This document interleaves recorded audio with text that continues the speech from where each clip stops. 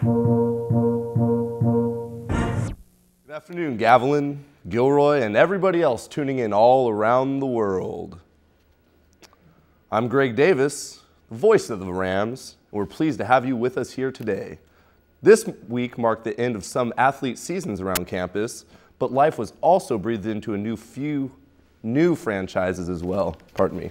The biggest of the fall sports, football, soccer, and women's volleyball, have all closed their doors on what some analysts would call another disappointing season. We'll get into that a bit later, but let's talk a moment first about the court sports that have only just begun. I'm talking, of course, about basketball, both men's and women's. The men played their first game 10 days ago in San Francisco, while the women tipped off at home last Thursday. The teams are 0-3 and 0-3 respectively, and the men will get a chance to improve on that mark tonight in their home opener against Ohlone College. The boys will be tipping off at 7 o'clock in the Gavilan gym, so come out and support your team. On the other side of the gender barrier, the Lady Rams will be in round-robin action starting tomorrow, the 18th. They'll be participating in the Herbie Hancock tournament in Santa Maria, California, both Friday and Saturday of this weekend. Good luck to both of those squads. As we mentioned previously, the football season has come to an end.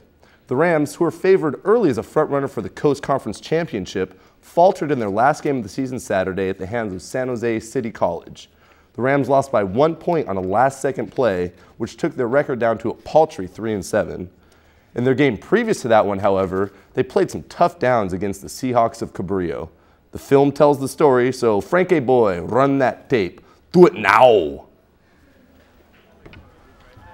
Here we see the boys from Cabrillo taking the stage, and really, things didn't go their way early as a Cabrillo fumble recovered by Gavilan. And on the ensuing drive, here's Melvin Bryant, number 25 for Gavilan, cutting to the outside and making huge gain.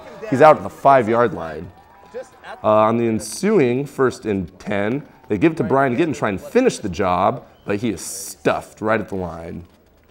So they took the action off the ground, went to the air, and that's Matt Veers passing to Shane Butcher in the back of the end zone for a touchdown. The next PAT was missed, however, so Gavilan was only able to go ahead by 6.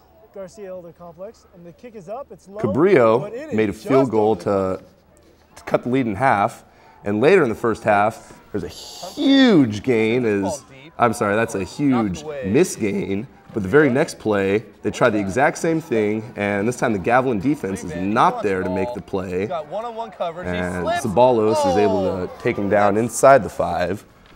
But Cabrillo is just too much. And they give it to the big man, who can't get in on that one, but who powers his way in for 6 on this play. Go would be a good call here. Instead, it's the power to the right side. And it's going to be 10-6, Cabrillo. And this is a huge turning point in the game. That's Calvin Ressler coming on the outside. The hit on the quarterback, puts the ball in big Lewis Jones's hands, who's rumbling, stumbling, bumbling for a touchdown. His second touchdown of the year, both offensively and defensively. Next, Gavilan PAT blocked. So really, that's only up by 2 points, 12-10. And then a little screen pass inside for Cabrillo. And this guy takes it to the house, putting Cabrillo up by a couple. But then Gavilan comes back.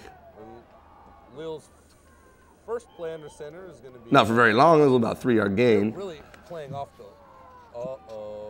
And then there's it's misinformation. But this is backup quarterback Matt Leal on his first attempt of the game. Gets completion to Butcher, who breaks some tackles, cuts to the outside. He's at the 25, the 20, the 15, the 10, the 5. Touchdown, Rams. Gets a penalty for excessive celebration. But Gavilan wouldn't look back, as on the very last play of the game, Xavier Sabalos is there to make up for his miscues earlier and seal the deal for Gavilan. That happened earlier on. 49 seconds, tip ball, Sabalos comes down with it. And an exciting finish to that one. The Rams finished out of contention for the postseason this year, so no playoffs or bowl games. But that only means they can do better next year, right? Right? Hopefully that's the theme, because as I mentioned before, fall was more or less a trying time for GavTech athletes. I personally compiled some statistics on my handy calculator, and it seemed to me that Gavilan, collectively, has gone roughly 4-41 since the beginning of the year. For those of you who may not be familiar with sports talk, that's 4 wins to 41 losses.